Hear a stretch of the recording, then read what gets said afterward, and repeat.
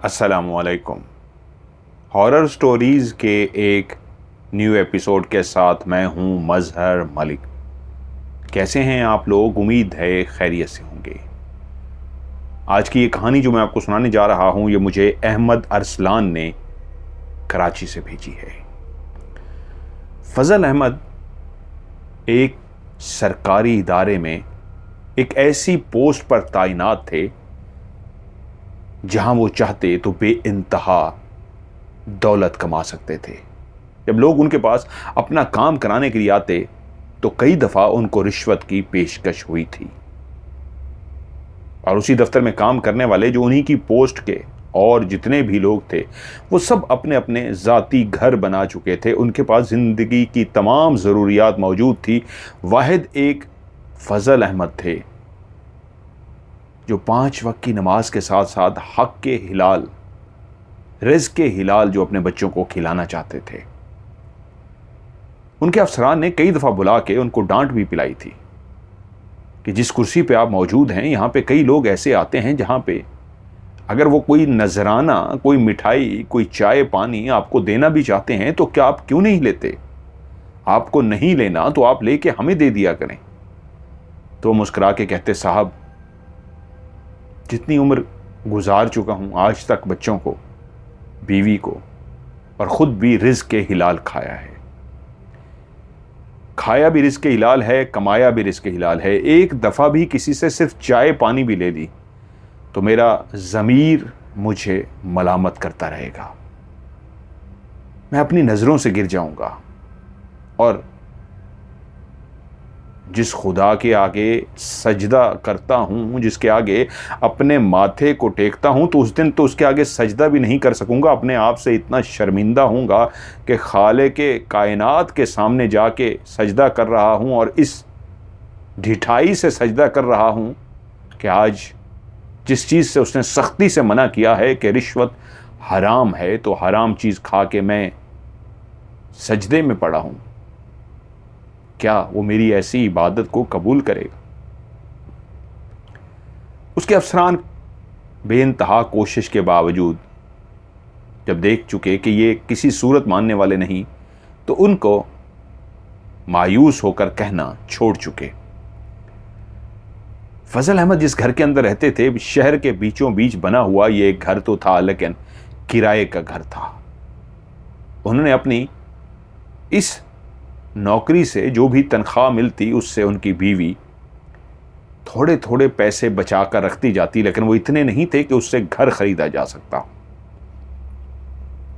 खुदा ने फजल अहमद को बड़ा बेटा जिसका नाम हारून और उससे छोटी बेटी जिसका नाम शाजिया था, उनकी तरबियत भी दोनों माँ बाप ने उसी अंदाज में की थी।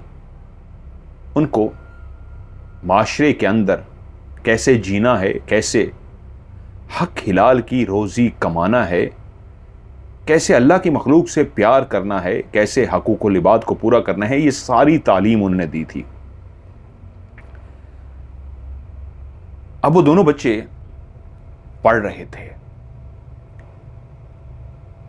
और उन्हीं दिनों उनको वाले साहब ने खबर सुनाई कि फिर से वो अपने इस मकान को चेंज करने वाले हैं। मालिक मकान काफ़ी ज़्यादा तंग कर रहा था कि मुझे इस घर को किसी और को किराए पे देना है, तो आप मेरा ये घर खाली कर दें। शाजिया उदास सी बैठी थी कि उसका बड़ा भाई हारून, जो उससे बेइंतहा मोहब्बत करता था लेकिन हमेशा शरारत करता, छेड़ता रहता था अपनी बहन को, उसके पास आया और बोला, खैर है, क्या हुआ है, आज मूड क्यों इतना ऑफ है? वो बोली, भाई पता चला है कि फिर से मकान चेंज करने लगे हैं। अब इस मोहल्ले के अंदर सबसे अच्छी दुआ सलाम हो गई थी, सबसे मिलना मिलाना हो गया था, अब फिर से हमें ये घर छोड़ना होगा, और ये तीसरा घर है जो हम तब्दील कर रहे हैं। आपको पता है कितना मुसीबत होती है घर के सारे सामान को पैक करना एहतियात के साथ और दूसरे घर में जाके उसको खोलना। भाई बोला, अरे उठा के उसको ट्रक पे सवारी पे तो हम लोग उठाते हैं, सवार करते हैं, तुम्हें क्या करना होता है, जाके सिर्फ खोलना ही तो होता है। तो वो चिढ़कर बोली, क्या हो गया भाई, कहाँ से सिर्फ खोलना होता है, अब तो सिर्फ उठा के उसको ट्रक पे रख देते हो, और हमें कितने दिन लग जाते हैं उस सामान को सजाते, अपनी जगह पे वापस रखते। नए घर के अंदर देखना कि ये वाली चीज़ कहाँ पे रखी जाए, ये वाली चीज़ कहाँ पे रखी जाए, इतना आसान नहीं होता। और टूटने का डर अलग से होता है, चीज़ों को चोटें लग जाती हैं, खराशें लग जाती हैं, चीज़ें अलग से ख़राब हो जाती हैं। भाई इसको छेड़ते हुए बोला, भाई अब क्या करें, घर तो चेंज करना है, तो बस अगर अब्बा ने कहा है तो बस चीज़ें पैक करना शुरू कर दो, 1-2 दिन में तुम पैक कर लोगी। वो रूहान सी होके बोली, भाई आप भी इस तरह की बातें करें, दुआ करें मालिक मकान मान जाए और हमें ये घर चेंज ना करना पड़े। फजल अहमद पे मालिक मकान का प्रेशर बढ़ता जा रहा था, और वो मालिक मकान को यही कहते हुए कि मैं ढूंढ रहा हूं, जैसे ही मुझे मकान मिलेगा मैं इस मकान को छोड़ दूंगा। वो कई दफा सोच चुके थे कि मैं अपना अब प्लॉट ले लूं, आहिस्ता आहिस्ता उस पर मकान बनाना शुरू कर दूं, लेकिन मसला ये था कि कुछ पैसे उनके पास मौजूद थे, प्लॉट खरीदना तो आसान था, उसके ऊपर मकान भी तो तामीर करना था, उसके लिए कर्जा लेना पड़ता। और सरकारी इदारे में वो खुद मुलाजिम था, जानता था जहां से कर्जा मिलना है वहां पे भी रिश्वत के बगैर काम नहीं होना, वरना वो कब का एडवांस लेकर अपनी जमा पूंजी को इस्तेमाल करके उन पैसों से एक प्लाट लेकर एक मकान बनवाना शुरू कर चुके होते। लेकिन वो रिश्वत ना कभी ली थी, ना कभी किसी को देना चाहते थे। उनके कुलीग उनको कहते थे कि आप पैसे, सरकारी मुलाजिम हैं, आप एडवांस ले सकते हैं, क्या है अगर खर्चा पानी आपको देना पड़ गया तो। और वो मुस्कुरा के कहते, ना खर्चा पानी कभी लिया है, ना खर्चा पानी कभी दूंगा, ये हराम है, यही तो रिश्वत है। खुदा का करना ऐसा हुआ कि जिस महकमे से कर्ज निकलवाना था वहीं उनका कोई स्टूडेंट तैनात हो गया, और जब पता लगा उनको तो वो पहुंचे, तो बगैर रिश्वत के उनका ये काम भी हो गया। उन्होंने अपनी बीवी से जो भी जमा पूंजी थी वो ली, और शहर से थोड़ा सा दूर अभी नई एक कॉलोनी बनने जा रही थी, जहां अभी कोई घर भी नहीं बना था। शायद ये पहला घर था जो फजल अहमद लेने जा रहे थे। उन्होंने वहां पे जाके एक प्लाट देखा, अभी आबादी नहीं हुई थी, एक इंतहाई सस्ता उनको प्लाट मिल गया। उन्होंने एक प्लाट लिया और उस प्लाट के ऊपर मकान बनाना शुरू कर दिया। इर्द गिर्द के जो लोग थे वो भी कुछ प्लाट ले चुके थे, जिसकी वजह से उन्होंने भी प्लाट खरीदा। देखते ही देखते मकान तामीर हो गया। वो अपनी बीवी, बेटे और बेटी को लेके जब सारा सामान ट्रक के अंदर लोड करके वो उस घर के सामने पहुंचे, तो मियां बीवी तो जानते थे, लेकिन बेटी और बेटे के लिए सरप्राइज था कि वो किसी किराए के घर में नहीं बल्कि अपने जाती घर में जा रहे हैं। जैसे ही वो उस घर के अंदर दाखिल हुए तो क्या देखते हैं, वालिद ने अपनी जमा पूंजी और उसके अलावा जो कर्ज लेके इस मकान को बनाया था, वाकई बहुत खूबसूरत मकान बना दिया था। बड़े बड़े कमरे थे, कमरों के साथ अटैच बाथरूम था, अमेरिकन स्टाइल का ओपन एयर किचन बनाया गया था, ड्राइंग रूम था, और जो एक इंसान की ख्वाहिश होती है कि मेरा इस तरह का घर हो, वाकई वालिद ने वैसा घर बनवा दिया था। घर के अंदर सामान उतारने के बाद सामान को जब सेट कर दिया गया तो बेटी बाप के पास गई और जाकर लिपट गई कि बाबा, इतने खूबसूरत घर की तो हमें उम्मीद ही नहीं थी,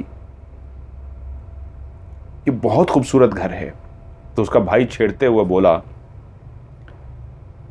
तुम्हारा कहां से घर आ गया, वैसे भी कुछ अरसे बाद तुम्हारी शादी हो जानी है, शादी करके ब्याह के तुम अपने घर चली जाओगी। हाँ ठीक है, तुम मेहमान हो हमारी, हम तुम्हारी सेवा करेंगे, जितना अरसा रहना है इस घर में रह सकती हो।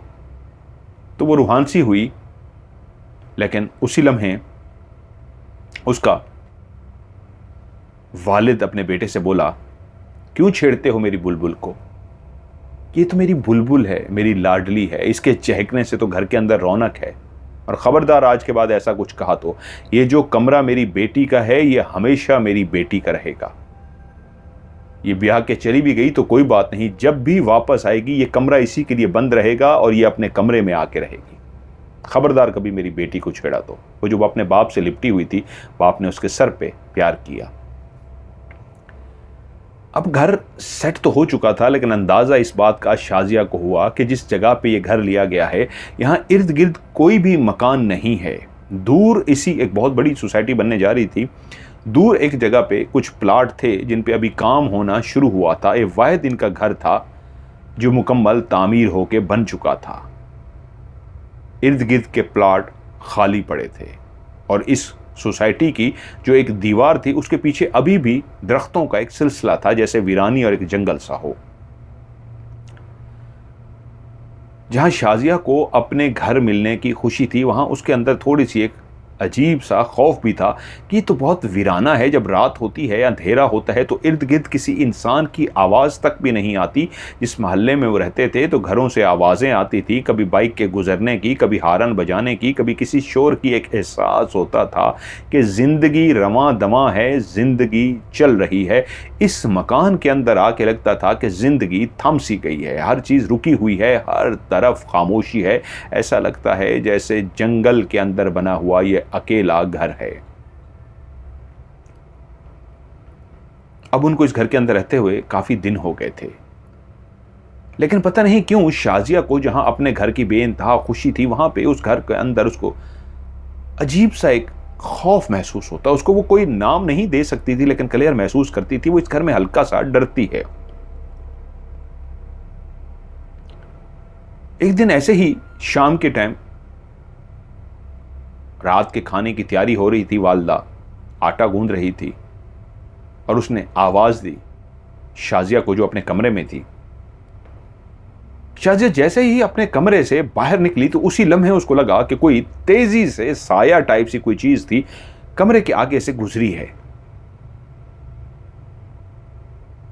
उसने खास ध्यान ना दिया कि शायद अम्मी गुजरी होंगी जो अम्मी आवाज दे के गई हैं, ये कौन है। तो वो चलती हुई अम्मी के पास गई कि जी अम्मी आपने बुलाया। बोली हाँ, आके मेरा हाथ बटा दो। वो वालदा की मदद करने लगी।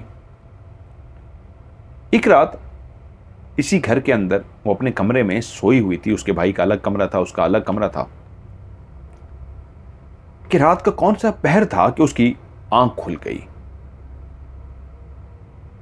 जैसे उसकी आंख खुली तो हैरान हुई कि उसको नींद क्यों नहीं आ रही। वो एकदम से उसकी आंख क्यों खुल गई है। वो तो गहरी नींद सोनी चाहिए थी, कोई ऐसी बात भी नहीं है।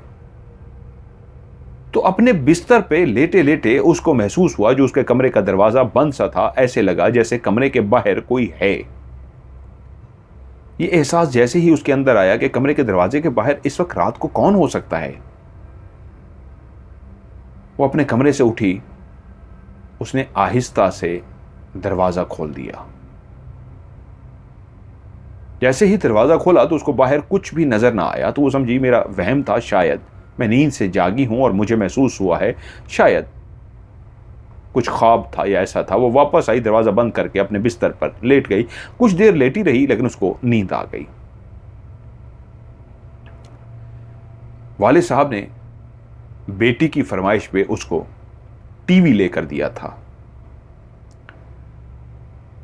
वो टीवी के हक में नहीं थे, लेकिन बेटी की ख्वाहिश, बेटियां रहमत होती हैं, वो हमेशा बेटी से बेइंतहा मोहब्बत करते कि बेटियां बाप के घरों में मेहमान होती हैं, घर में रहमत बेटियों की वजह से होती है। वो उसकी हर ख्वाहिश को पूरा करते। इसलिए घर के अंदर एक टीवी था जो उसी के कमरे में मौजूद था, जो सिर्फ शाजिया का था। ना माँ को ख्वाहिश थी देखने की, ना भाई के पास इतना टाइम होता वो टीवी देखता। शाजिया अपने कमरे में लेटी टीवी देख रही थी कि टीवी देखते देखते उसको नींद आ गई। वो कुर्सी पे ही बैठी हुई थी और टीवी देख रही थी। एकदम से उसकी आंख खुली तो वो सो चुकी थी। उसने देखा टीवी बंद है। वो समझी माँ आई होंगी, उन्होंने देखा होगा कि मैं सो गई हूँ, टीवी बंद करके चली गई है, लेकिन माँ ने मुझे उठाया क्यों नहीं। खैर वो उठी और अपने बिस्तर पर लेट गई। उससे अगले दिन फिर से ऐसा हुआ कि वो अपने बिस्तर पर लेटी, टीवी उसने बंद कर दिया जो वो देख रही थी। टीवी को उसने जैसे ही बंद किया, वो अपने बिस्तर पर लेटी ही थी कि थोड़ी देर के बाद टीवी खुद ब खुद ऑन हो गया। अभी वो गहरी नींद में नहीं थी, लेटे हुए कुछ लम्हे हुए थे कि उसकी आंखें खुल गईं कि टीवी कैसे ऑन हो गया। उसने टीवी की तरफ देखा, टीवी चल रहा है। उसको लगा कि टीवी तो मैंने बंद कर दिया था, ये शायद मैं नींद में थी और मैं टीवी को बंद नहीं कर सकी। वो उठी और उसने टीवी को बंद कर दिया। कुछ देर देखती रही क्या टीवी दोबारा ऑन होता है, लेकिन टीवी कैसे ऑन हो सकता था, दोबारा ऑन नहीं हुआ। कुछ दिनों के बाद फिर से ऐसे हुआ कि मां बाहर जाने लगी तो बेटी से कह के गई, मुझे किसी काम के सिलसिले में जाना पड़ रहा है, तुम्हारे अब्बा आज लेट आएंगे और भाई भी लेट आएंगे, तुम घर को अंदर से कुंडी लगा लेना, मैं जब आऊंगी दरवाजा खटखटाऊंगी तो दरवाजा खोल देना। उसने कहा ठीक है मां। जब मां चली गई, पता नहीं क्यों आज घर के अंदर पहली दफा ऐसा था कि उसको एक एहसास हुआ इस बड़े से घर के अंदर जहां वो अकेली मौजूद है, वो अकेली नहीं है। मां के जाने के बाद जैसे ही उसने दरवाजा बंद किया, दरवाजा बंद करके चलती हुई वो अंदर की तरफ जाने लगी, तो उसको महसूस हुआ मां ने पीछे से दरवाजा खटखटा दिया है। शायद मां को कोई काम पड़ गया था। वो मुड़ी और चलती हुई बाहर की तरफ आई और दरवाजे के अंदर खड़े होकर, जिस तरह मां ने कहा था, आवाज देके पूछा था कौन, क्योंकि मां ने कहा था बगैर पूछे दरवाजा नहीं खोलना, तो उसने पूछा कौन। बाहर खामोशी। फिर से उसने कहा कौन है, अम्मा आप हैं। खामोशी, कोई भी नहीं था। 2-3 दफा जब उसने पूछा तो उसने कहा ठीक है मैं जा रही हूं, अगर नहीं बोलना, तो वो चलती हुई अंदर आ गई। अभी अंदर दाखिल ही हुई थी कि दरवाजा फिर से किसने नॉक किया। वो वहीं खड़ी हो गई कि क्या मेरा वहम है या दरवाजा नॉक हो रहा है, तो उसको लगा कि नहीं ये वहम नहीं है, दरवाजा वाकई नॉक हो रहा है। और जब वो दोबारा चलती हुई दरवाजे के करीब आई तो वाकई दरवाजा नॉक हो रहा था। और वो आई और बोली कौन, कौन है। बाहर बिल्कुल खामोशी। ये क्या मजाक है भाई, आप हो, आप तंग कर रहे हो मुझे, कौन है। अब मैं गई ना, फिर मैं नहीं आऊंगी, मुझे लग रहा है भाई आप तंग कर रहे हो, ठीक है मैं जा रही हूं, आप खटखाते रहना, मैं नहीं आऊंगी। ये कह के वो अंदर चली गई। और अंदर क्या गई, थोड़ी ही दूर जाके रुक गई कि दरवाजा खटखटाया जाता है, लेकिन किसी ने दरवाजा नहीं खटखटाया। वो सीधा अपने कमरे में चली गई। कमरे में जाके उसने कहा क्या करूं, टीवी लगा लेती हूं।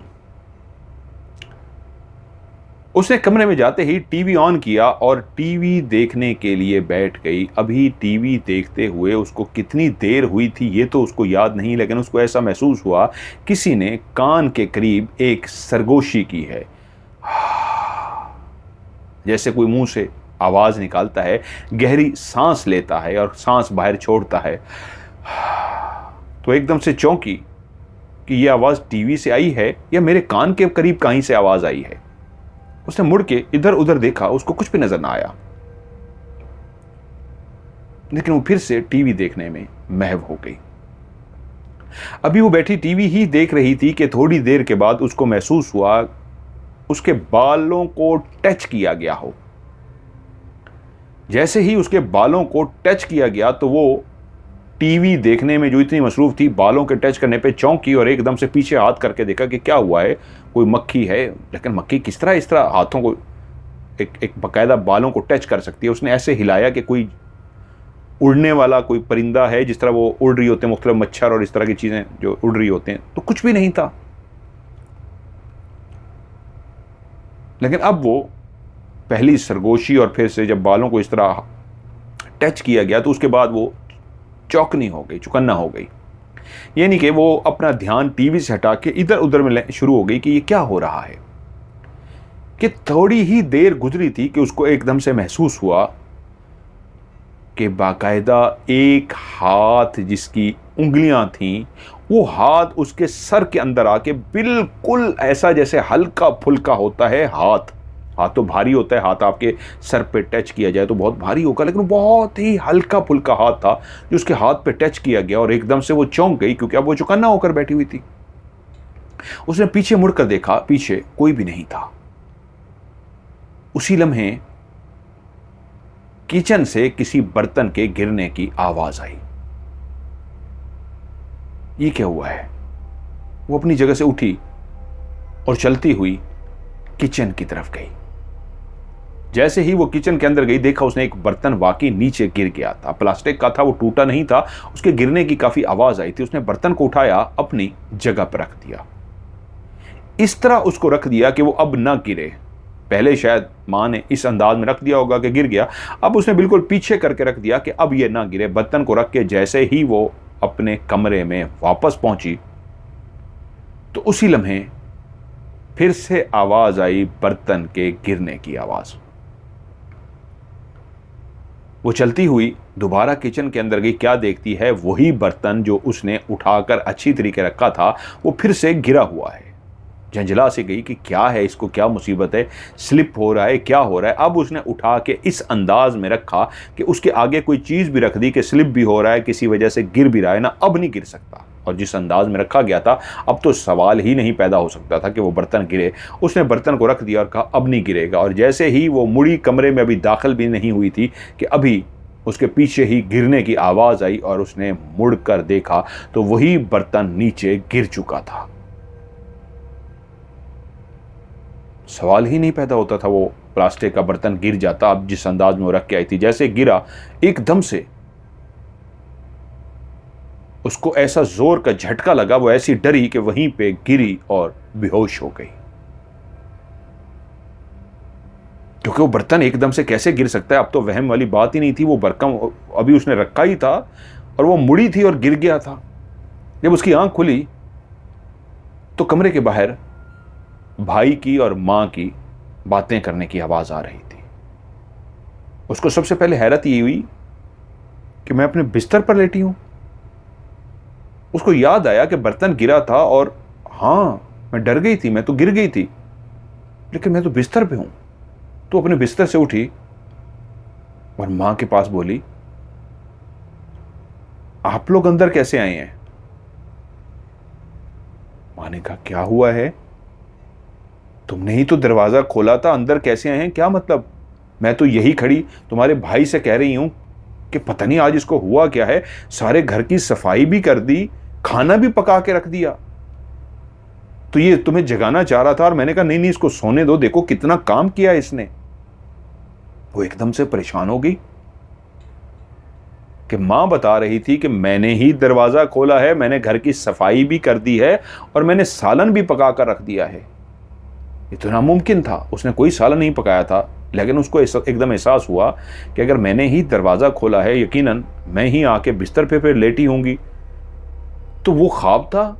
हाँ, शायद मैं सो रही थी काम करके, पता नहीं मुझे क्या हुआ है। वो उलझ सी गई। यकीनन कोई भी लड़की होती वो उलझ जाती। उसने कोई बात भी मां बाप से ना की। कुछ दिन इसी तरह गुजर गए कि फिर एक रात वो टीवी पे मूवी देख रही थी। उन दिनों में एक हफ्ते में एक दिन इंग्लिश फिल्म लगती थी और उस दिन उन्होंने खौफनाक मूवी लगाई हुई थी। वो मूवी देखते हुए डर भी रही थी। शायद खौफ उस मूवी का नहीं था, उस घर का था। अब उसको कुछ दिनों से इस घर के अंदर अजीब सा डर लगने लगा था कि मूवी देखते हुए उसको महसूस हुआ कि टीवी के पीछे कोई है। और जैसे ही जो टीवी के अंदर हॉरर मूवी को देख रही थी, उस खौफनाक मूवी को देखते उसने पीछे की तरफ देखा। उसको पीछे कुछ नजर तो ना आया, लेकिन लगा कि कोई पीछे है। एकदम से टीवी की आवाज बंद हो गई। ये टीवी को क्या हुआ है? आवाज क्यों नहीं आ रही? वो अपने बिस्तर से उठी और आवाज खोलने के लिए जैसे ही गई तो उसको पीछे से एक कहका सुनाई दिया, जैसे कोई मुंह पे हाथ रख के दबी दबी हंसी हंसता है, इस अंदाज में कि हंसी अगले को सुनाई भी दे लेकिन पता भी लग जाए कि कोई छुप के दबी दबी हंसी हंस रहा है। ऐसे हंसने की आवाज आई। उसने एकदम से पीछे मुड़ के देखा, पीछे तो कोई नहीं था। और उसी लम्हे दोबारा से उसको एक और कहका सुनाई दिया, पीछे वाला कहका जैसे किसी औरत की दबी दबी हंसी थी। और उसने पीछे अभी मुड़ के ही देखा था कि उसी लम्हे टीवी के पीछे से एक फिर कहका सुनाई दिया, जैसे किसी मर्द का उसी अंदाज में दबी दबी अंदाज में कहका लगाया गया हो। उसने फौरी मुड़ के देखा, पीछे कोई नहीं था। अब उसको दो कहके सुनाई दे, एक टीवी के पीछे कहका सुनाई दिया, एक उस जगह से जहां वो बैठी हुई थी। वो परेशान हो गई कि ये क्या हुआ है। टीवी की आवाज वापस आ चुकी थी, सिर्फ आवाज बंद हुई थी तो शायद इसलिए कि वो दो कहकों को सुन सके। एक कहका जो टीवी के पीछे और एक जिस जगह पे वो बैठी हुई थी उस जगह पे था। वो चलती हुई वापस अपनी जगह पर आके तो बैठ गई, लेकिन बहुत ज्यादा डरी हुई थी कि उसी लम्हे टीवी के बिल्कुल पीछे से कोई इस अंदाज में जैसे कोई छुपा हुआ होता है और वो ऊपर उठना शुरू कर देता है, ऐसे ही किसी ने उठना शुरू कर दिया। और जैसे ही वो उठ के खड़ा हुआ तो उसके मुंह से एक जोरदार चीख निकल गई। वो जो पीछे टीवी के था, जो छुपा हुआ था, जब वो टीवी के पीछे से खड़ा हुआ सीधा, तो वो एक इंसानी कद का ढांचा था। ऐसा ढांचा जिसकी गर्दन के नीचे बिल्कुल सिर्फ हड्डियां थीं, हड्डियों का ढांचा था, लेकिन गर्दन से ऊपर चेहरा मौजूद था। ऐसा चेहरा जो सो इंसान का चेहरा तो होता है, लेकिन उसकी आंखें इंसान की नहीं थीं। बड़ी बड़ी आंखें जो बाहर निकल के लटक रही थीं। उसकी नाक बिल्कुल नहीं थी, जैसे किसी ने उसकी नाक को काट दिया हो। और उसका मुंह इतना बड़ा था कि बाहर भी दांत निकले हुए थे, फेस के बाहर भी उसके बड़े बड़े दांत थे। और उसके कान इतने बड़े थे कि पूरे फेस के ऊपर लटक रहे थे। सर से वो गंजा था, बहुत ही खौफनाक और भयानक शक्ल थी। उसने जैसे ही उसे देखा तो कोई भी उसकी जगह पे होता खौफ के मारे बेहोश हो जाता। ऐसा ही उसके साथ हुआ। जैसे ही उसने उसे देखा, उसके मुंह से एक जोरदार चीख निकली और वो बेहोश हो गई।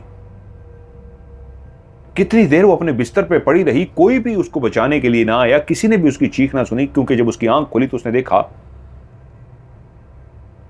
टीवी बंद हो चुका है और वो अपने बिस्तर पर इस अंदाज में लेटी है जैसे टीवी खुद बंद करके वो अपने बिस्तर पर लेट गई हो, लेकिन उसने तो टीवी बंद ही नहीं किया था। उसको वो सारे मंजर याद आ गए। वो ख्वाब नहीं था, वो हकीकत थी। उसने सचमुच में किसी को टीवी के पीछे देखा था, वो कहका भी सुना था।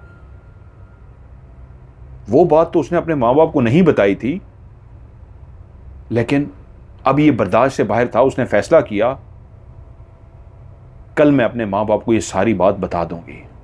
इस वक्त वो शायद सो चुके थे, लेकिन वो हैरान ये थी कि उसने कहका मारा और उसके कहके को सुना क्यों नहीं गया। चीख मारी, मां बाप ने उसकी चीख को क्यों नहीं सुना। सुबह हो गई। सुबह पता नहीं क्या हुआ उसके दिमाग पे कि उसको कुछ भी याद ना रहा कि वो अपने मां बाप को बता सके। जैसे किसी ने उसके दिमाग को बंद कर दिया हो, मौफ कर दिया हो, कुछ भी उसको याद नहीं। यहां तक कि जैसे ही रात हुई, वो अपने कमरे में पहुंची, वालदैन अपने कमरे में सोने के लिए और भाई भी अपने कमरे में सोने के लिए पहुंच गया, तब उसको वो सारे मंजर याद आ गए। और वो इस बात पे हैरान थी कि आज सारा दिन मुझे ये क्यों नहीं याद आया। इतनी खौफनाक भयानक रात गुजरी है। कल मैंने चीख मारी थी, मैं बेहोश हो गई थी, लेकिन बाद में मैं अपने बिस्तर पर लेटी हुई थी। किसने टीवी बंद किया था? मेरी चीख पे कोई क्यों नहीं आया? और मुझे दिन भर ये बात याद क्यों नहीं आई? वो अभी टीवी बंद था, अगर बैठी सोच ही रही थी कि वो तो सो गए हैं, मैं इस वक्त माँ बाप को क्या जगाऊं और क्या कहूं, कि एकदम से उसी वक्त बिस्तर पे लेटे लेटे उसको महसूस हुआ कि जिस जगह पे वो लेटी है उसी बिस्तर की दूसरी तरफ कोई आकर बैठा है।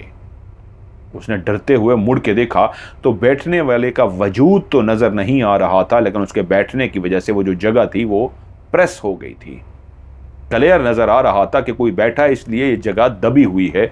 और जैसे ही उसने देखा कि कोई वाकई बैठा हुआ है जिसकी वजह से ये जगह दबी हुई है, तभी उसको महसूस हुआ कोई बिस्तर पे बिल्कुल जैसे लेट जाता है वैसे ही लेट गया।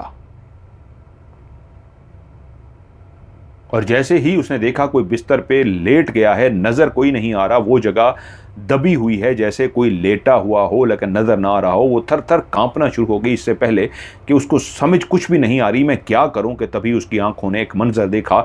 जिस जगह पे बिस्तर पे वो जगह दबी हुई थी, वहीं पे एक वजूद जाहिर होना शुरू हो गया, इस अंदाज में कि पहले उसके पाँव नजर आए और पाँव के बाद आहिस्ता आहिस्ता ऊपर वजूद बनना शुरू हो गया।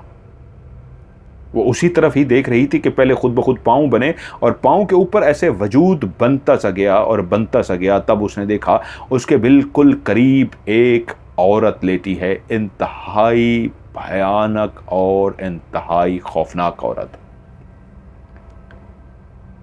उस औरत के हाथों के नाखून इतने बड़े थे कि अगर वो किसी इंसान को सिर्फ खाली अपने नाखून मारे तो उसका कलेजा निकाल ले। उसके हाथ बिल्कुल एक औरत की तरह थे, लेकिन उसके नाखून इतने बड़े बड़े और उसके हाथों के ऊपर बाल उगे हुए थे। बाजू के ऊपर कोई बाल नहीं थी। उसने जो कमीज पहन रखी थी वो आधे बाजू वाली थी, हाफ स्लीव थी, और उसके बाजू पे कोई बाल नहीं थे, लेकिन उसका हाथ बालों से भरा हुआ था और नाखूनों से जैसे किसी रीछ का हाथ हो। और पाँव भी ऐसे ही थे जैसे किसी रीछ के नाखून बड़े से या शेर के बड़े से नाखून होते हैं, पाँव के ऊपर भी उसके ऐसे ही बाल थे। और उस औरत का जो चेहरा था वो भी पूरा का पूरा चेहरा बालों से भरा हुआ था। उसके वजूद की जिसामत को देख के, शेप को देख के वो समझ गई ये किसी औरत का चेहरा है, लेकिन उसके चेहरे पे बाल जिस अंदाज में थे वो बहुत ही खौफनाक भयानक औरत थी कि उसी लम्हे उसने ज़ोर ज़ोर से चीखें मारनी शुरू कर दी। वो कितनी देर चीखें मारती रही कि उसको अपने ऊपर माँ, बाप और भाई झुके हुए नजर आए जो उसको झंझोड़ रहे थे। भाई की, माँ की आवाज़ आई, शाजिया शाजिया शाजिया। माँ उसको झंझोड़ रही थी कि एकदम से जैसे होश में आ गई। माँ ने पूछा क्या हुआ है, क्या हुआ है, और उसने जल्दी से बताना शुरू कर दिया कि मैंने इधर एक औरत को देखा है, वो बहुत खौफनाक है, बहुत भयानक है, मेरे करीब आके लेटी है। तो भाई बोला अम्मा ये बोल क्यों नहीं रही, इसको कहे ना, बताए क्या हुआ है। तो उसने भाई को ऐसे देखा कि जैसे बहरा हो गया हो। मैंने अभी सारी बात बताई है, एक औरत इस तरह मैंने देखी है और ये कह रहा है बोल नहीं रही। उसने फिर से कहा कि भाई तुझे समझ नहीं आई, मैंने देखा है, इस तरह औरत थी या इस तरह क्या हुआ है।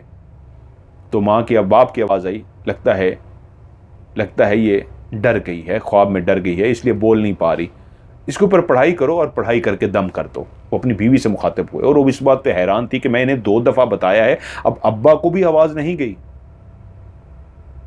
तभी भाई की आवाज़ आई, हाँ वो इसलिए तो इसके होंठ हिल रहे हैं ना, डरी हुई है, लग रहा है ये नींद में डर गई है। तब उसको समझ आई कि उसके होंठ उनको हिलते हुए नजर आ रहे हैं लेकिन आवाज नहीं जा रही। खैर माँ ने पढ़ा और पढ़ने के बाद कहा इसलिए कहती हूँ रात को लेट तक जागा ना करो, टीवी देखती रहती हो, जागती रहती हो, टाइम पे सो जाया करो, और तुम्हें कहा है पढ़ के सोया करो, अपने ऊपर दम करके सोया करो।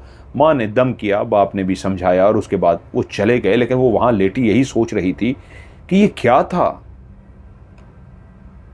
मैंने कल यार अपने करीब किसी को लेटे हुए देखा है, लेकिन मैंने चीखें मारी हैं और उसके बाद माँ बाप को बताया है, लेकिन माँ बाप को मेरी आवाज़ ही नहीं है, ये क्या है। वो रात कितनी देर तक लेटी रही, उसको नींद ही ना आई, लेकिन मुसलसल वो पढ़ती रही। कब सुबह के टाइम जाके उसको नींद आ गई और वो रात जो पूरी उसने जाग के गुजारी थी, सुबह जब सो के उठी तो उसकी आंखें लाल सुर्ख हो रही थीं। भाई और बाप जा चुके थे और माँ उससे बोली क्या हुआ था रात मेरी बेटी को, ख्वाब में लगता है तू डर गई है, तू बोल ही नहीं रही थी, तेरे होंठ हिले जा रहे थे और हम तुझसे पूछ रहे थे क्या यार, तू बोल ही नहीं पा रही थी ना, ख्वाब में डर गई है तू। इस तरह रात को टीवी और इस तरह को देर तक जागना ठीक नहीं होता। वो बोलना उस लम्हे चाह रही थी कि माँ को बताए कि माँ रात मैंने ये कुछ देखा है, लेकिन उसको ऐसा लगा जैसे कोई ताकत है उसको बोलने से रोक रही है। वो बोलना चाह रही है लेकिन जुबान है जो हिलने का नाम नहीं ले रही। तब उसके वजूद ने एक झुरझुरी से ली कि नहीं, कोई चीज़ है, ये दिन की रोशनी है, मुझे बोलने नहीं दिया जा रहा। अब उस घर के अंदर वो बेइंतहा डर चुकी थी। पहले उसने सोचा था अब्बा ने कितनी मेहनत से ये घर बनाया है, मैं उनको बताऊंगी कि ये जगह जिन्नात वाली है, जिस जगह में कुछ अजीबोगरीब हरकतें हो रही हैं, ये ठीक नहीं है, तो अब्बा तो परेशान हो जाएंगे। उनकी तो जमा पूंजी लग गई है, उनके पास तो और भी कुछ नहीं है, ये तो घर जिन्नात वाला मशहूर हो जाएगा, बिकेगा भी नहीं, अब्बा इसको बेच भी नहीं सकेंगे, जमा पूंजी भी ज़ाय हो जाएगी, मैं क्या करूं। वो सारा दिन इन्हीं बातों में उलझी रही कि तभी जब वो अपने कमरे में दाखिल होने लगी तो उसको लगा कि दरवाजे के अंदर से जैसे ही वो दाखिल हुई है उसका वजूद किसी वजूद से टकराया है, एक ऐसे वजूद से जो बिल्कुल आग की तरह गर्म था, इतना गर्म, वो इस तरह टच होके गुजरी कि जैसे कपास से बना हुआ रोई जो काटन होती है, कपास की तरह बना हुआ इंतहाई नर्म व मुलायम जिस्म था, जिसको टकराते हुए कंधा था वो गुजरी है, लेकिन वो कंधा ऐसे था जैसे आग लगी है उसके अंदर। और वो एकदम से झटका मार के उसने मुड़ के देखा, वहां पे कोई नहीं था। डरती हुई वो बाहर आ गई और मां के पास भागती हुई आई और कहा, मां मां मां, उधर कमरे में कोई है। उससे बोला नहीं जा रहा था। मां उसके साथ चलती हुई आई, कमरे में आके देखा, कहां है, कुछ भी नहीं है। और मेरी बात सुन, खबरदार अपनी जुबान को बंद रख, ये क्या तू घर के बारे में कह रही है। वो हैरान हुई, अम्मा मैं आपको सच कह रही हूं, इस घर में कुछ है। उस लम्हे उसको लगा जैसे वो ताकत, जो भी नादीदा ताकत थी, इस वक्त मौजूद नहीं थी, इसलिए वो बोल पा रही थी। तभी उसने जल्दी से मां को बताने की कोशिश की कि मैंने उस वक्त रात को सोते हुए अपने करीब किसी को देखा था, टीवी के पीछे कोई था और अभी किसी के जिस्म के साथ मेरा जिस्म टकराया है। मां की आंखें लाल सुर्ख हो गई और मां बोली, बस कर, खबरदार जो कोई भी बात मुंह से निकाली तो बड़ी मुश्किलों से तेरे बाप ने यह घर बनाया है और तू इस घर की दुश्मन हो गई है।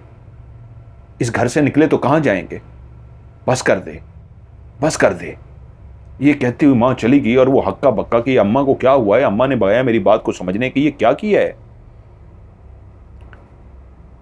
उसी लम्हे मां ने उसे कहा, मैं नहाने जा रही हूं। और भाई भी शायद कमरे में उस जगह पे दाखिल हुआ, मां को कहता उसने सुन लिया कि मैं नहाने जा रही हूं। वो अपने कमरे में चला गया और थोड़ी देर के बाद मां जो नहाने के लिए गई थी उसको क्या याद आ गया कि फिर से वापस आई और बोली, और हां तेरा भाई आ गया है, कोई बात करके उसको परेशान करने की जरूरत नहीं है, पढ़ा कर, नमाज पढ़ा कर, कुरान पढ़ा कर, अल्लाह की इबादत किया कर और अपने आप को ठीक कर, खबरदार जो भाई को कोई बात कही तो। मां अंदर नहाने चली गई। थोड़ी देर के बाद भाई आया तो देखा बहन हक्का बक्का अजीब सी खौफजदा डरी हुई खड़ी हुई है। उसको देख के परेशान हो गया, बोला क्या हुआ है शाजिया। हारून बोला क्या हुआ है, सब खैरियत है ना। पता नहीं भाई क्या हुआ है, मुझे बताओ। तो बोली अम्मा मुझे डांट के गई हैं। अम्मा, अम्मा तो नहाने गई हैं, वो तुम्हें कहां से डांट के जाएंगी, वो तो कह के गई हैं मैं नहाने जा रही हूं। क्या कहा है अम्मा ने। पता नहीं अम्मा ने क्या कहा है मुझे। हारून बोला शाजिया तुम ठीक हो, क्या हो गया है तुम्हें, तुम्हें तो खुश होना चाहिए, किस चीज की परेशानी है, किस बात का दुख है, मुझे बताओ, मैं तुम्हारा भाई हूं, क्या हुआ है। थोड़ी देर तक वालदा बाहर आ गई और उसी वक्त हारून मां को देखकर बोला अम्मा आपने शाजिया को डांटा है। मां ने शाजिया को ऐसे देखा जैसे हैरत से देख के बोली डांटा नहीं तो, मैं इसको क्यों डांटूंगी, मैं तो नहाने गई थी। और वाकई वालदा के चेहरे से लग रहा था जैसे वो सच कह रही हैं, वो डांट के नहीं गई, वो तो नहाने गई थी। तो भाई बोला देखा अम्मा क्यों डांटेगी, वो तो नहाने गई थी, क्या हुआ है तुझे। लेकिन उसके बाद शाजिया घर के अंदर चुप सी हो गई थी। वो जो शरारतें करती थी, इसको बाप बुलबुल कहता था कि मेरी बुलबुल चहकती रहती थी, वो हंसी मजाक, वो शरारतें, वो सब उसकी खत्म होती जा रही थी। एक मां थी जिसके साथ वो घर में अकेली होती, जिसको वो अब बताने की कोशिश करती तो मां आगे से आंखें इस तरह निकाल लेती कि खबरदार कोई बात बताने की जरूरत नहीं है। अब एक काम जरूर हुआ था कि वो नमाज पढ़ना शुरू हो गई थी। वो 5 वक्त की नमाज पढ़ती थी, वो तस्बीह करती थी, घर के काम काज करना शुरू हो गई थी, हर वक्त मां के करीब रहती। रात को जो देर तक वो जागती रहती थी वो जल्दी सो जाती, लेकिन सोने से पहले अपने ऊपर फूंक मारती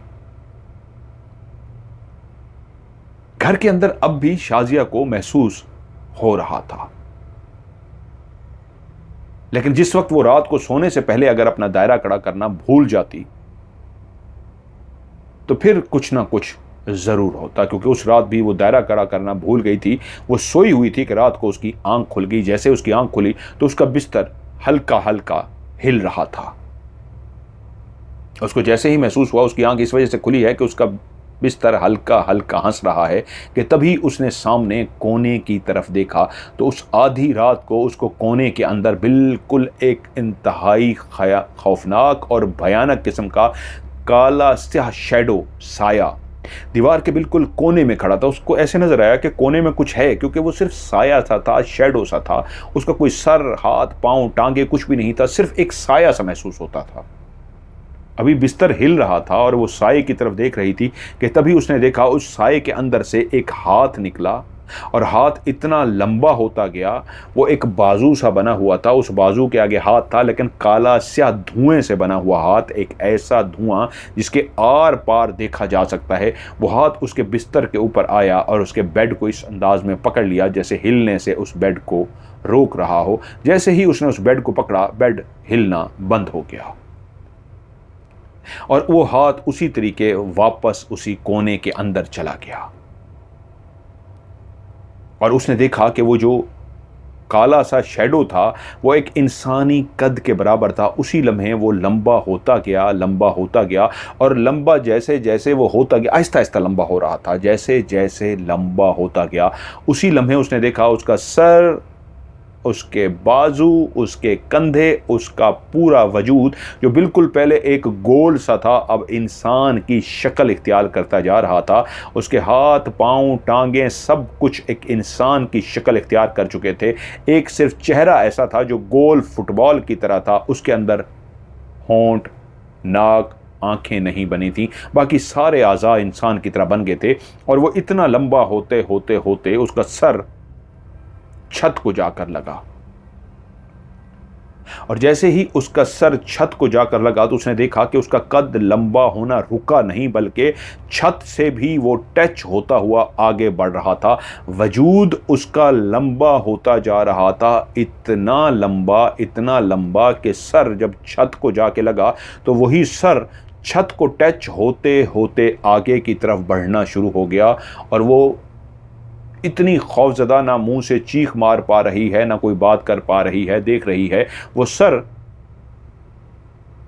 छत को टच होता होता आगे की तरफ बढ़ता जा रहा है, और बकिया वजूद भी लंबा होते होते उसके पीछे आ रहा है। और वो चलते चलते चलते बिल्कुल छत पूरी को क्रॉस कर गया और उसका सर दूसरी दीवार को जाके टच हो गया। अब उसका वजूद, उसकी टांगें इतना लंबी हो चुकी थी कि पाँव सिर्फ उस कोने पे मौजूद थे, और बाकी दाढ़ इतना, पूरा बाकी वजूद, सिर्फ पाँव इतने ज़मीन पे हैं, बाकी सारा वजूद ऊपर छत को टच होके छत से होता हुआ दूसरी दीवार पे जा चुका है। कि तभी उसने देखा वही सर जो दूसरी दीवार को लगा था, अब दीवार को टच होके नीचे की तरफ आ रहा है, नीचे की तरफ आ रहा है। देखते ही देखते वो सर बिल्कुल नीचे ज़मीन से जाके लगा।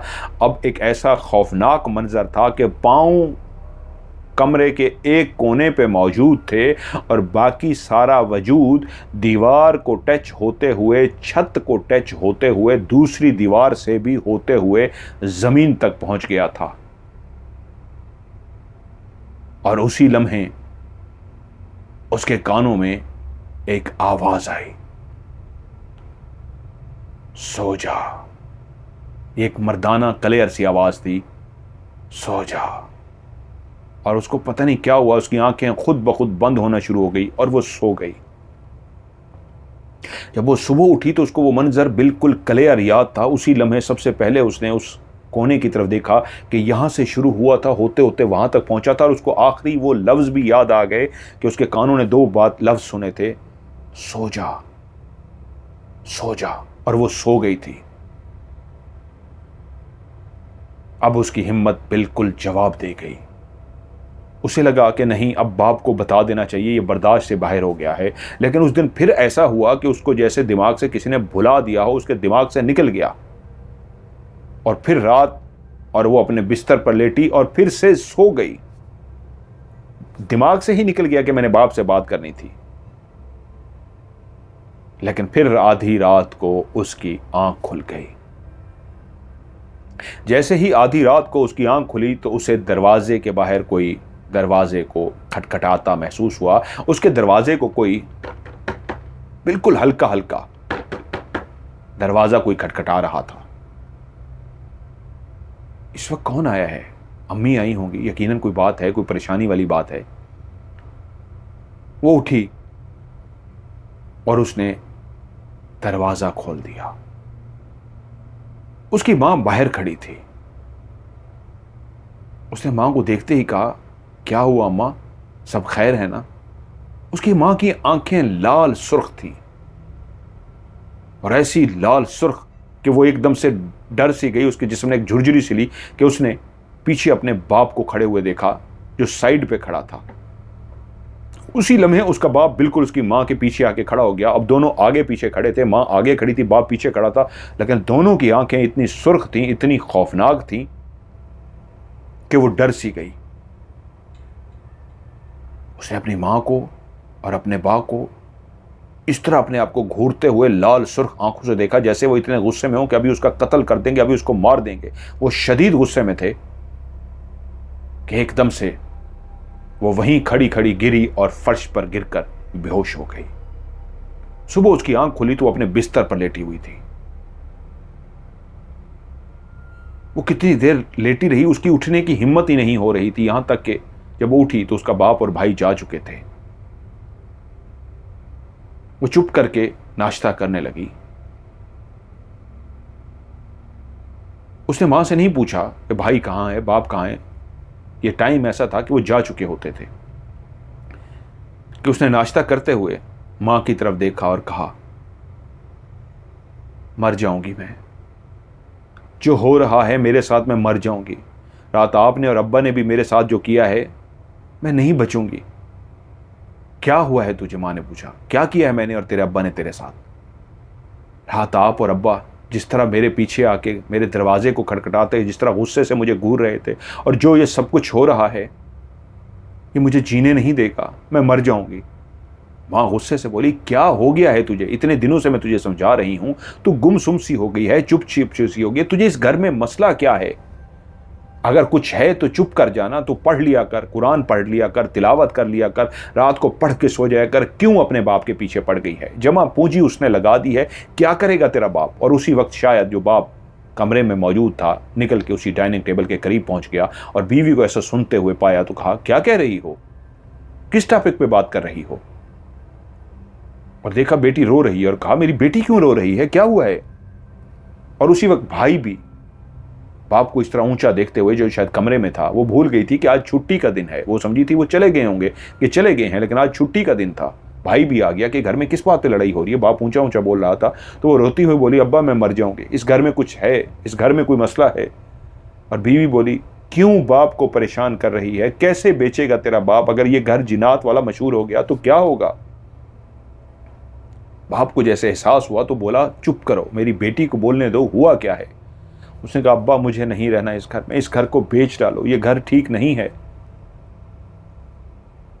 तो उसकी मां बोली, हाँ ये डर गई है इस घर से। घर जो एक सोसाइटी बनी है, इससे पहले ये जंगल ही था, पीछे भी तो जंगल है। तो पता नहीं किस चीजों को देखती है, रातों को देखती रहती है, डर गई है और पता नहीं क्या ओल फोल बकती रहती है इस घर के बारे में, क्या कहती रहती है। अपने बाप के पीछे पड़ गई है, जमा पूंजी उसकी लग गई है। तो बाप बोला, नहीं, मेरी ये बेटी है, मुझे अपनी जान से ज्यादा अजीज है, इसी की रहमत से तो ये घर बना है। अगर ये घर नहीं भी बिकेगा तो मैं किराए पे रहने को तैयार हूं। अगर मेरी बेटी इतनी तकलीफ में है कि वो बता भी नहीं पा रही, जिस तरह वो भी बैठी है, मैं बताना चाहती हूं, कोई ताकत मुझे बताने भी नहीं देती, हम इस घर में नहीं रहेंगे, मैं इस घर को बेच डालूंगा। तो बीवी बोली, कैसे बेचेंगे? कौन खरीदेगा? अब क्या कहेंगे? वैसे भी अभी कुछ घर बने हैं इर्द गिर्द, लेकिन आबादी तो नहीं है। तो बाप ने बीवी को इशारा किया, इधर आओ मेरे साथ। वो बीवी को लेके साइड पे चला गया और उससे बोला, मैं वैसे भी बहुत परेशान हूं, रिश्तों के लिए इसलिए परेशान हूँ, जब से इस घर में आए हैं, शहर में अंदर थे, कोई मिलने मिलाने वाले थे, यहाँ पे तो रिश्तों की एक दो जगह पे मेरी बात भी हुई है और उनको मैंने अपने घर बुलाया है, तो इस सोसाइटी का नाम सुन के कि वहाँ जंगल में कोई आने को भी तैयार नहीं है। अभी लोग इसको जंगल ही समझते हैं। और ऊपर से बेटी की मेरी ये हालत है, तुम उसको ऊपर डांट रही हो और तुम उसको कह रही हो वो बात को मत बताए, और वो कह रही है मैं मर जाऊंगी। वो इतनी खौफजदा है, डरी हुई है कि वो मरने की बात कर रही है और तुम डांट रही हो। तो बीवी बोली इसलिए कि हमारी जमा पूंजी लग गई है, अब हम कहां जाएंगे। तो वो बोले अल्लाह की जमीन बहुत बड़ी है, एक दर बंद होता है तो दूसरा दर खुल जाता है, घबराओ मत।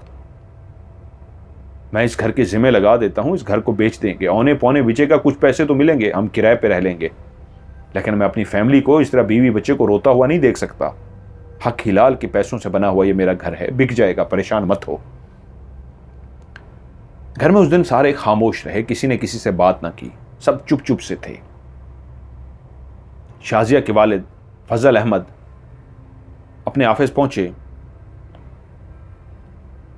और सबसे यही जिक्र किया कि मुझे अपना घर बेचना है। कुछ प्रॉपर्टी वालों के पास भी गए, उनको जिम्मे लगाया कि मेरा घर है, मैंने बेचना है, फौरी तौर पे मुझे पैसों की ज़रूरत है, मेरा घर बेच दें। उस दिन वो शाम को ऑफिस से घर पहुंचे, अभी घर में दाखिल हुए, मुंह हाथ धो के फ्रेश ही हुए थे कि बाहर दरवाज़ा खटखटाया गया। फजल अहमद चलते हुए बाहर गए तो देखते वहां पे एक बुजुर्ग खड़े हुए थे। उम्र बहुत ज़्यादा बुजुर्ग तो नहीं थे, लेकिन सफ़ेद दाढ़ी थी, सफ़ेद शलवार कमीज़ पे मलबूस थे। सलाम जवाब के बाद बोले मेरा नाम फारिस है, मैंने सुना है कि आप अपना ये मकान बेचना चाहते हैं। उन्होंने कहा जी, मैंने कुछ दिनों से ये जिम्मे लगाया हुआ है।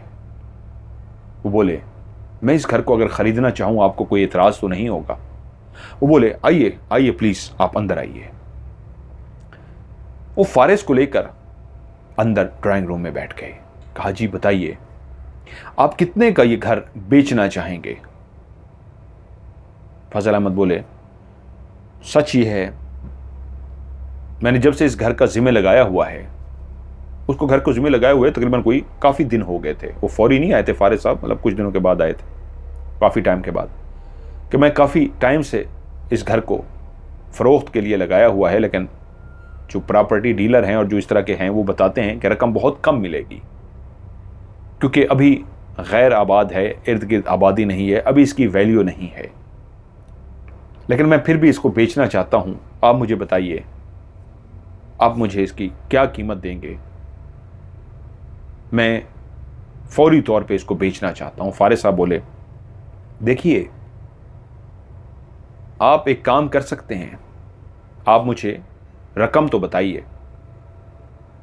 उन्होंने कहा जी सच बात यह है, मेरी जमा पूंजी इतनी थी और मैंने बाकी इतना कर्ज निकलवाया था और उन पैसों से इस घर को मैंने बनाया था। मुझे पता है आप उसको कीमत नहीं दे सकते जितने मेरे लग चुके हैं, मुझे इस घर से प्रॉफिट नहीं चाहिए, लेकिन जितनी मेरी कीमत इस घर पे लग चुकी है मैं तो उसको लेने का ख्वाहिशमंद हूँ, लेकिन मुझे पता है अभी इसकी वैल्यू नहीं है, उतना रेट कोई नहीं लगा रहा। आप जितना देना चाहते हैं, इतना मेरे लग चुके हैं, जितना देना चाहते हैं आपकी मर्जी है, मैं कबूल कर लूँगा, क्योंकि वो काफ़ी दिनों से कोशिश में थे, मकान बिक नहीं रहा था।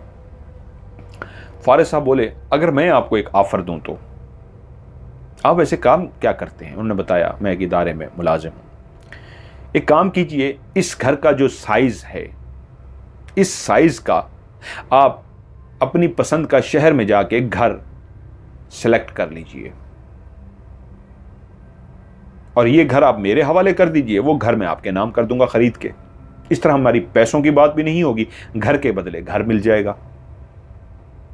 फजल अहमद मुस्कुराए और बोले आप यकीनन बात करते हुए कुछ ज़्यादा ही वो कह गए हैं, इस घर की कीमत के बराबर शहर में घर नहीं मिलेगा।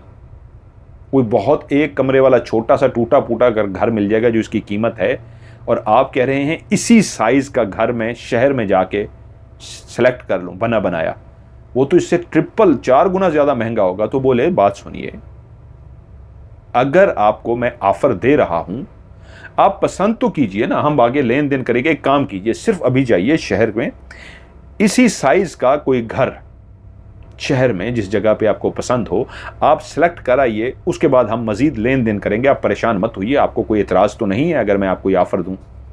वो परेशान हो गए कि ये कैसी ऑफ़र है, कौन है? वो बोले आप बस सोचिए मत, ऐसा कीजिए।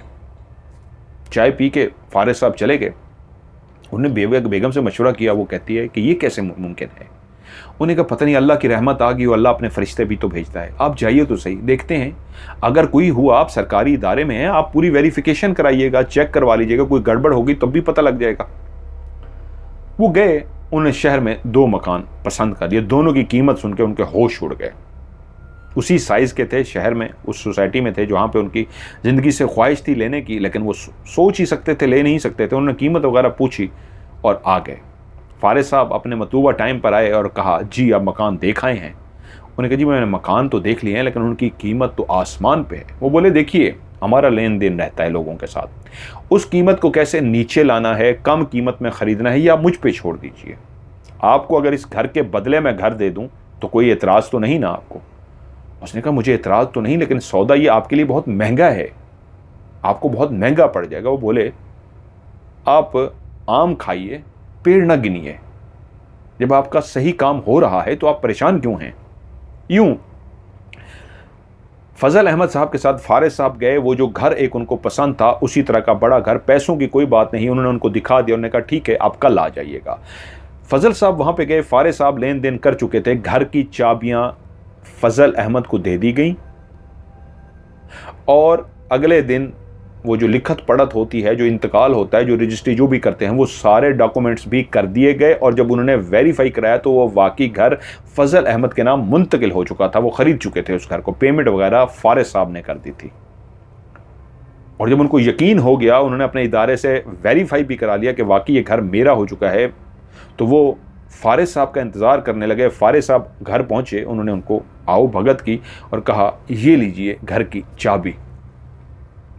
उनको घर की चाबी दे दी गई। अभी तक वो उलझे हुए मियां बीवी और हारून और शाजिया, उनके बच्चे भी नए घर में शिफ्ट तो हो गए। बच्चे तो हैरान रह गए, ऐसी बड़ी सोसाइटी में ऐसा ज़बरदस्त बेहतरीन घर जो बेइंतहा महंगा था उनको मिल गया था। शाजिया जिसकी कैफियत ऐसी हो रही थी, वो भी उस घर के अंदर खुश हो गई। और उसी लम्हे क्या हुआ कि अल्लाह की तरफ से कैसी रहमत हुई कि फजल अहमद की तरक्की हो गई, तनख्वाह भी डबल हो गई और उनकी बेटी के लिए उस घर में आने के बाद एक बेहतरीन किस्म का रिश्ता भी आ गया।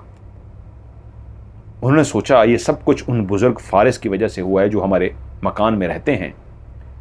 अब बेटी के लिए रिश्ता भी आया है, उनको मिठाई पहुंचा कर आते हैं। दोनों मियां बीवी ने मिठाई का डब्बा लिया और मिठाई का डब्बा लेकर उसी घर के दरवाजे पे पहुंचे। रोशनियां अंदर जल रही थीं।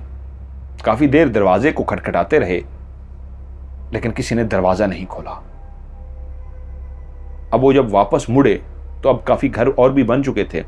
वो एक घर के करीब गए, साहब कोई बाहर खड़े थे, उनसे बोले ये फारिस साहब कहाँ गए हुए हैं कोई? उन्होंने कहा जी कौन से फारिस साहब? उन्होंने कहा ये जो उनका घर है फारिस साहब का, लाइटें तो जल रही हैं लेकिन कोई दरवाजा नहीं खोल रहा। तो वो साहब बोले अरे भाई हमने तो किसी फारिस साहब को नहीं देखा, ये घर मुस्तकिल बंद पड़ा हुआ है। रात जब होती है रोशनियां इसकी जल जाती हैं, सुबह इसकी रोशनियां बंद हो जाती हैं, लेकिन कौन अंदर आता है कौन बाहर जाता है ये आज तक हमने नहीं देखा। किसी बच्चे की क्रिकेट खेलते हुए बॉल भी अगर अंदर चली जाए तो अंदर से कोई बॉल उठा के भी बाहर फेंक देता है। मैं तो इन बातों को नहीं मानता, लेकिन हमारे वो जो फलां साहब रहते हैं उन्होंने हमें एक बात बताई है, मैं इन बातों को नहीं मानता। फजल साहब बोले क्या बताया है? कहते हैं इधर उधर देख के इस घर में जिन्नात रहते हैं, कोई हैं। एक दफ़ा वो कहते हैं कि वो गुजर रहे थे कि उन्होंने टेरेस के ऊपर एक बुजुर्ग को देखा था। उसने सफ़ेद शलवार कमीज़ पहनी हुई थी, छोटी सी उसकी इस तरह की दाढ़ी थी और इस तरह का उसका हुलिया था। ये सारा हुलिया वही बता रहे थे जो फारिस साहब का हुलिया था, कि वो इस तरह खड़े हुए थे। और वो कहते हैं मैं जैसे ही गुजरा हूं मैंने सामने देखा तो मेरी आंखों के सामने वो गायब हो गए हैं और मैं डर गया हूं। और जब मैंने ये बात सुनी उनसे तो मेरा कहका निकल गया कि यार आज के दौर में कैसी बातें कर रहे हो, कहाँ इस तरह की बातें होती हैं। लेकिन फिर मुझे थोड़ा थोड़ा यकीन इस बात पे आया कि हमारी इसी सोसाइटी के अंदर एक रात चोर आ गया। वो चोर एक घर के अंदर चोरी की गर्ज से दीवार पे चढ़ा ही था कि अंदर कूदने लगे कि एकदम से उसको पीछे से किसी ने थप्पड़ मारा जोर से और वो अंदर जा गिरा। थप्पड़ उसको इतने जोर से पड़ा और इतनी जोर से वो नीचे जाके गिरा कि उसका मुंह से चीख निकल गई और नीचे गिर के उसने ऊपर की तरफ देखा तो वो बताता है बाहर वाली साइड से कोई इतने लंबे कद का बंदा था कि वो दीवार से इतना ऊंचा होके आया कि फिर उसका जिस्म दीवार से ऊंचा होके फिर नीचे की तरफ झुक गया। यानी इतना ऊंचा हो गया वो बंदा, लंबा हो गया कि उसका कद दीवार से भी ऊंचा हो गया और अंदर वो झुक गया और उसने उसको थप्पड़ मारे और कहा खबरदार जो आइंदा कभी इस सोसाइटी में घुसा। तो वो चोर इतना चीखना शुरू हो गया कि घर के लोग जाग गए, उसको पकड़ लिया। वो इतना डरा हुआ था, कांप रहा था, उल्टा उसको संभालना पड़ गया। पानी शानी पिलाया और उसने बताया कि ऐसे ऐसे बंदा था, इस तरह उसका चेहरा था, इस तरह की दाढ़ी थी, इस तरह का सफ़ेद था और इस तरह दीवार से उसने मुझे धक्का दिया और मारा है। उन्होंने बाद में उस चोर को तो पुलिस के हवाले कर दिया, लेकिन मशहूर हो गया कि ये कोई इस तरह का कोई बंदा था। आज से पहले तो किसी ने नहीं देखा था। और जब उस चोर ने उस बुजुर्ग का हुलिया बताया तो ये हुलिया उससे मिलता है जो ऊपर टेरेस पे खड़ा हुआ था। उसके बाद एक दो दफ़ा यहाँ पे और भी इस तरह के मामलात हुए, चोरी के या कुछ डकैत टाइप से थे आए हैं और हमने उनकी चीखें सुनी हैं कि कोई नज़र नहीं आ रहा था, सफ़ेद सा था और उसने हमें थप्पड़ मारे हैं। उसके बाद से हमारी इस सोसाइटी में अमन ही अमन आ गया है, सुकून ही सुकून है, यहां पे कोई नजर नहीं आता। लेकिन इस घर के अंदर सिर्फ एक दफा वो फलां साहब ने ऊपर खड़ा हुआ किसी को देखा था, छत के ऊपर, सफेद दाढ़ी और ऐसे हुलिया। उसके बाद किसी ने आज तक नहीं देखा। ये घर बंद पड़ा हुआ है। भाई पता नहीं किसका घर है, कौन रहता है कौन नहीं, हमें तो नहीं पता। हमें तो ये पता है इनकी वजह से हमारी सोसाइटी में आराम है। मैं तो नहीं मानता जिन्नात को, ऐसी चीज़ों को। हाँ, यहाँ जंगल था पहले, ये जंगल पे सोसाइटी बनी, अभी पीछे भी जंगल है, वो भी ख़त्म होता जा रहा है। होगी कोई अल्लाह की मखलूक, भाई मैं तो नहीं जानता। वो दोनों मियाँ बीवी उस बंदे को शुक्रिया अदा करके वो चला गया और वापस चलते चलते अपने ही उसी घर के सामने आके खड़े हो गए। और वहाँ पता नहीं क्यों फजल साहब के दिल में एक बात जाग गई थी। उन्हें दरवाज़ा खटखटाया और दोबारा से बोले, फारिस साहब आप अल्लाह की मखलूक हैं, मैं समझ गया हूँ। आज तक जिस बात से उलझा हुआ था, जिस सवाल का मुझे आज तक जवाब नहीं मिला था, वो मिल गया है। आप इस घर के अंदर पहले से, घर बनने से पहले ही आप रिहाइश पजीर थे और जब हमने घर बना लिया तो आपने यहाँ पे रिहाइश इख्तियार कर ली, क्योंकि आपका ही ये इलाका था, आपके ही यहाँ पे दरख्त रहते थे। लेकिन घर बनने के बाद भी आप अल्लाह के नेक बुजुर्ग थे, नेक जिन्नात थे, आपका इस घर में बसेरा था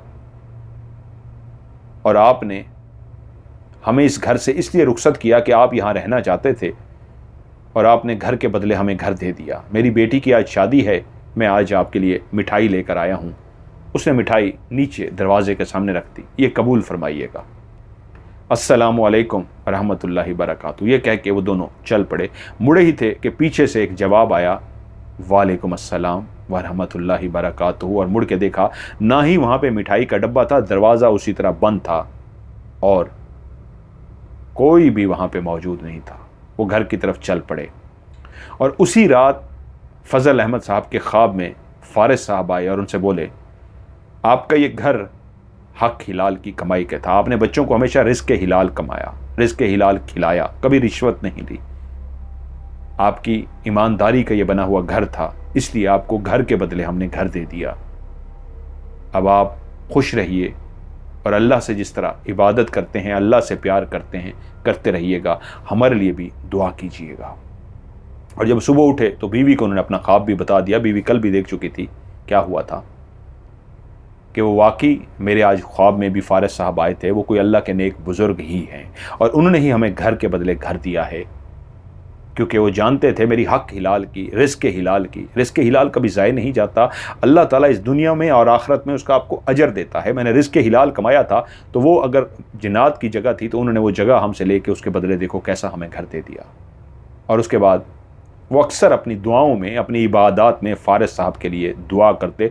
उस रात ख्वाब में आके फ़ारिस साहब ने यही कहा था कि हमारे लिए आप दुआ की तरह करें, आप इबादत गुजार हैं। अपनी बीवी से भी कहिएगा जब भी इबादत करें हमारे लिए दुआ करते रहा करें। वो दोनों मियाँ बीवी उनके लिए दुआ करते रहे। उनकी बेटी की बहुत अच्छी जगह पे शादी हो गई, बेटे की भी शादी हो गई और वो खुशी खुशी रहते रहे। लेकिन वो हमेशा ना सिर्फ उनके लिए दुआ करते थे बल्कि ये बात उनके बच्चों को, यानी बेटी शाजिया को और बेटे हारून को भी पता लग गई थी। और कभी कभी जब अपने दोस्तों में बैठते तो उनको बताते थे कि हमारा पुराना जो घर था वो किसी नेक बुजुर्ग हस्ती फ़ारस का था। और दोस्त पूछते क्या हम वो घर देख सकते हैं, तो वो कहते नहीं, अब्बा ने सख्ती से मना किया था, इसलिए मैं भी भूल गया हूँ वो हमारा घर कहाँ पे था। कभी वो उस तरफ ना गए बाप के कहने पे, कि इसलिए कि अगर वो मखलूक आपके सामने कुछ राज खोल दे और आप उसके राज को निकाल दें तो फिर वो नुकसान ज़रूर पहुँचाते हैं। इसलिए बेटी ने भी और बेटे ने कभी भी उस घर का किसी के सामने जिक्र नहीं किया कि वो घर कहाँ पे था। लेकिन ये ज़रूर कहते थे रिज़्क़ के हिलाल कमाया हुआ कभी ज़ाय नहीं जाता।